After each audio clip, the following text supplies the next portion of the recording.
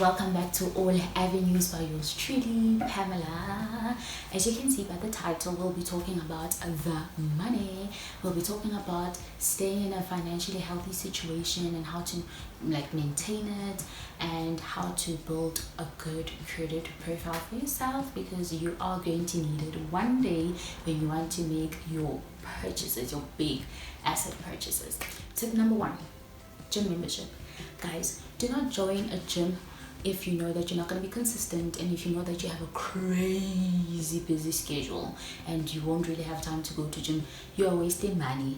I myself am a culprit and I've learned my lesson. So don't do that to yourself. Instead, you can gym at home, have an exercise partner or anything of that sort. Just don't pay membership fees if you know that you are not going to be going to a gym. Stop it. Okay, stop it. Tip number two. Retail accounts. All right, so there are different stores that give credit if you take goods, and if you take goods on credit and you pay them later, be it a clothing account or other stores, furniture, whatever, whatever. You can take goods on credit and pay them later, but you must make sure that you're paying them consistently and timelessly, because the lenders are like hawks. They are checking you, they're checking your spending patterns, they're checking your payment patterns, and they just want to check if you're a responsible borrower. So you need to make sure that you have a good reputation with the lenders. So always make sure that you pay your credit account, or rather your credit account, your store account, right? Make sure that you pay it timelessly, and it's always advisable that you pay more than the prescribed installment amount. If they say pay 100 Rand every month, you can pay 150 or pay 200 Rand. At the same time, you're also cutting interests. So yeah, it's always good to get a store account because it helps to boost your credit profile.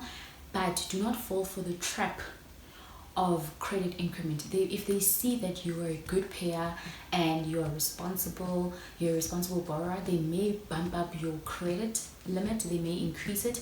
And I remember with the store account that they have, they started me off with 7,000 Rand, and then they boosted me up to 10,000 Rand, and then suddenly now I'm on 25 and I'm in 25,000, and I'm like, no, the devil is a liar. Oh no, do not fall for that trap, guys. Stay within your means.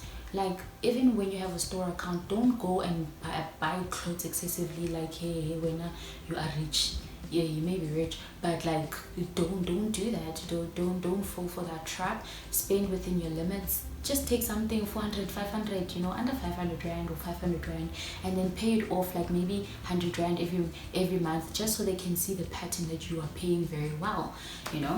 Tip number three, phone contracts. It can happen that you want a phone and you don't qualify for some reasons. You decide to get the phone under someone's name, which is okay, but you are listed under that person. It's always advisable that you transfer, once the application has been successful and you have the phone and everything. After a few months, you can transfer that account to your name so that you can boost up your credit profile, right? Because if you leave it under that person's name, then it means that their credit profile is getting boosted up. Same applies with rent. If you're sharing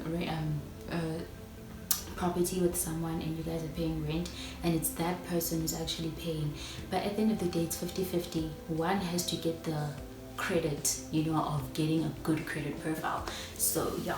Tip number 4, paying your debts on time. Guys, this is very important, because if you mess this up, your credit profile gets tainted so badly. So it's always advisable that you have debit orders. Yes, debit orders are the pits, because every month they're the first people to get access to your money, and you wake up in the morning and you're like, but you know what, it is very much necessary and very much needed. So debit orders are the way to go, because you know that you don't have to stress about going to town and doing what depositing money to this account, blah blah blah.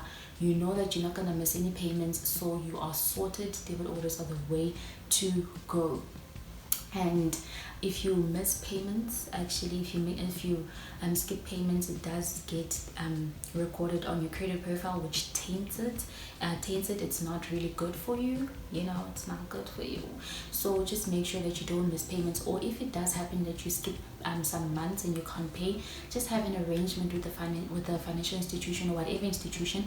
Just have an arrangement to say, okay, can I just pay like a small amount, because whatever. Just have an arrangement. Don't avoid them. 087. Don't avoid that number. Just always make an arrangement, because if it goes a long way, they just want to see what you are just paying. They just want to see money coming in their account. So be on the lookout for that. Tip number 5. The most fundamental principle of like financially healthy situation or condition. It sounds like a disease, but tip number 5 is that you need to save. You just need to save, guys. You can save as much as you can, or as little as you can. Whatever it is that you have, just save. And I'm not talking about you saving money that's left from your shopping. No, you must make sure that your savings are part of your budget, because I'm also a victim, and I learned a lesson. Told myself, no, I'm gonna save this month with the same bank. I'm like, I know, I'll save, it's fine. And then something happens. I'm like, hey, let me just borrow myself some money, I'll pay it double next month. Next month comes, nothing, So I got sick and tired of my lies. I'm like, Pamela, I am sick and tired of your lies. You're going to go open a savings account with another institution. So I did that, guys. I opened a savings account with another institution. And I told them that it must be via debit orders, because hey, I'm not trying to play myself here, So also savings, make sure that it's via debit orders. It's simpler that way. And like I always say, guys, it is best that you know that you go broke, knowing that there's food in the house and that your debts are paid. So that's all that you need. Make sure that there's food in the house, that your debts are all paid, then you can be broke. It's fine. We know we all like luxurious things, but necessities have to be taken care of. So just do that. And tip number 6, credit card. I know people always go bananas when they hear credit card. Hey, I don't want to get into debt. Hey, 1 2 3. But honestly speaking, the reality of it, if you want to make a big purchase, like maybe purchase assets sometime in your life, then honey, you will need to get yourself into debt. But you need to get yourself into good debt.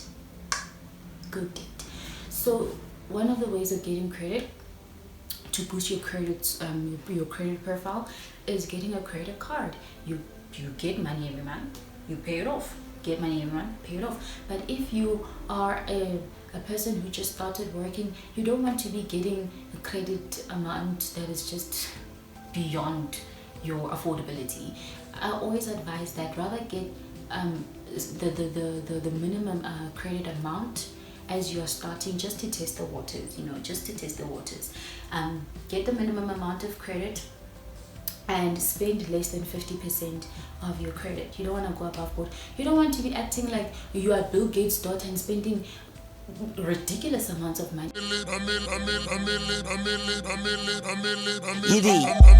Because when you're trying to compete with someone, or when you're trying to impress people, it don't work like that. Don't compare yourself, especially on social media. Guys, don't compare yourself with people on social media. Now you're out there spending money. Hey, you're wasting money, thinking that when you're Bill Gates' daughter, you will see a fire. Stay within your limits. Spend within your limits. People have different financial responsibilities. Some other people may not have financial responsibilities because everything is taken care of at home and they're just spending whatever.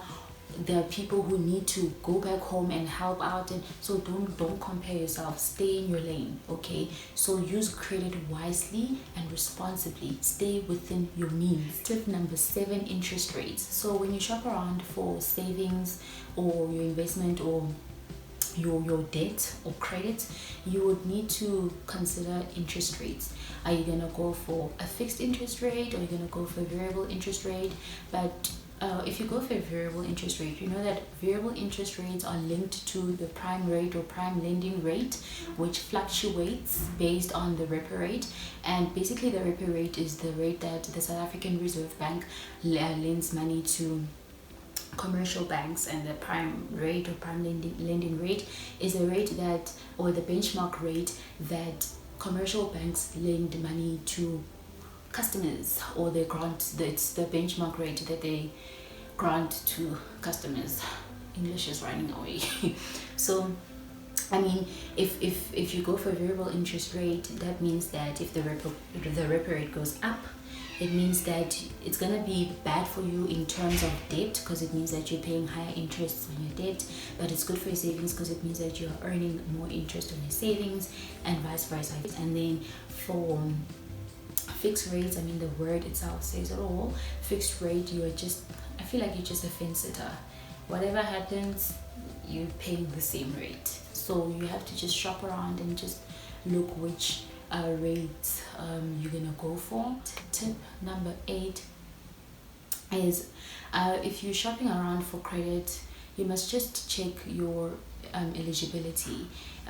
You can check for your financial eligibility, or if you qualify for the debt on that specific institution's website. They do provide calculators where you can just check, instead of you just going and opening credits all around the country, or you all over the show, because now lenders are going to be like, hey, well, what's wrong with this person opening accounts everywhere, or opening applying for credit everywhere? So just do an eligibility check on their website before you decide to take some credit.